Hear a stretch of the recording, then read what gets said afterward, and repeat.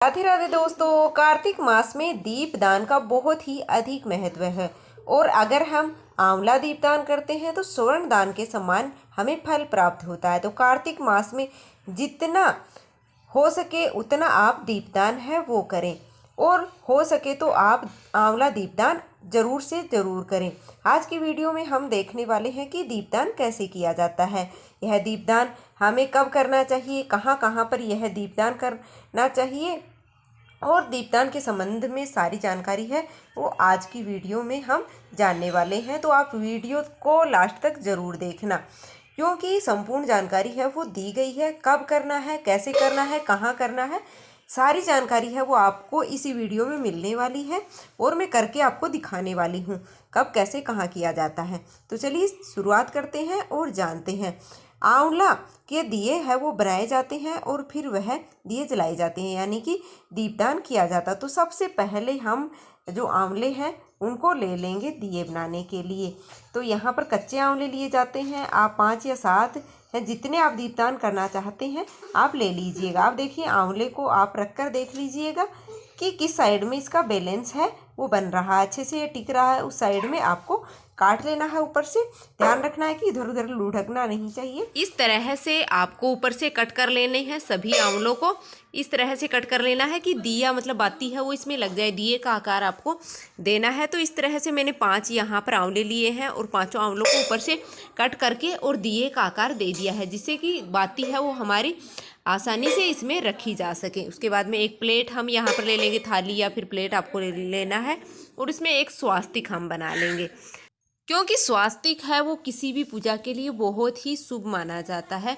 तो इस तरीके से हमें लाइन जो होती है स्वास्तिक की वो अंदर की तरफ लेने चाहिए और इस तरह से हमें स्वास्तिक है वो बनाना चाहिए। क्योंकि जहाँ पर हम गणेश जी भगवान की पूजा नहीं करते हैं तो वहाँ पर अगर स्वास्तिक का पूजन करते हैं तो गणेश जी भगवान की पूजा है वो हो जाती है। तो इस तरीके से हमें स्वास्तिक बनाना होता है। आप कुमकुम से स्वास्तिक है वो बना लीजिएगा। और आप यह दीपदान है वो कब भी कर सकते हैं, मतलब कार्तिक के महीने में आप आंवला नवमी के दिन कर सकते हैं, एकादशी के दिन आप यह दीपदान कर सकते हैं, या फिर पूर्णिमा के दिन, या फिर कार्तिक के महीने में किसी भी दिन आप यह दीपदान कर सकते हैं। और कितने भी दीपदान आप कर सकते हैं, 5, 7, 11, 21, 108, जितने भी आप करना चाहें उतने आप कर सकते हैं। आपको दीपदान इस बात का बस ध्यान रखना होता है कि दीपदान है वो या तो दिन ढलने के बाद किया जाता है या फिर सूर्य उदय से पहले आप दीपदान कर सकते हैं। आप कोई भी दीपदान करते हैं कार्तिक के महीने में उसका बहुत ही अधिक गुना फल है वो हमें प्राप्त होता है। तो आप कोई भी दीपदान करें तो इस बात का जरूर से ध्यान रखें कि या तो दिन ढलने के बाद करें या फिर आप सूर्य उदय होने से पहले दीपदान है वो कर सकते हैं। और आंवला नवमी की पूजा कैसे की जाती है उसकी वीडियो भी चैनल पर आ गई है, आप एक बार विजिट करके देख लीजिएगा या फिर डिस्क्रिप्शन में लिंक दिया गया है वहाँ से आप देख लीजिएगा। तो इस तरह से हम स्वास्तिक है वो बना लेंगे। स्वास्तिक मैंने यहाँ पर बना लिया है और फिर जितने भी आंवले आपने लिए हैं 5-7 उनको हम सभी को इसमें रख लेंगे। और जो बाती है वो आपको गोल वाली जो बाती होती है वह आपको बनानी होती है जो इसमें आसानी से रखी जा सके। और बातियों को आप या तो घी में जला सकते हैं या फिर आप तिल का तेल का भी इस्तेमाल है वो इसमें कर सकते हैं। तो थोड़ा थोड़ा आप इसके अंदर भी डाल दीजिएगा, जगह है मतलब अच्छे से बना करके।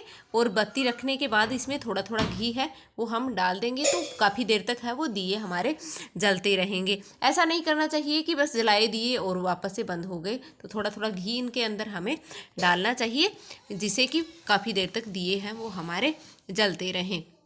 तो इस तरह से हमें आंवले का दीपदान है वो करना चाहिए। बहुत ही शुभ माना जाता है, मतलब सोने के समान है वो, ऐसा माना जाता है। इस दिन आंवला नवमी के दिन अगर दान भी हम करते हैं आंवले तो सोने का दान जैसा होता है कि आंवले का दान किया जाता है तो सोने के दान के समान माना जाता है।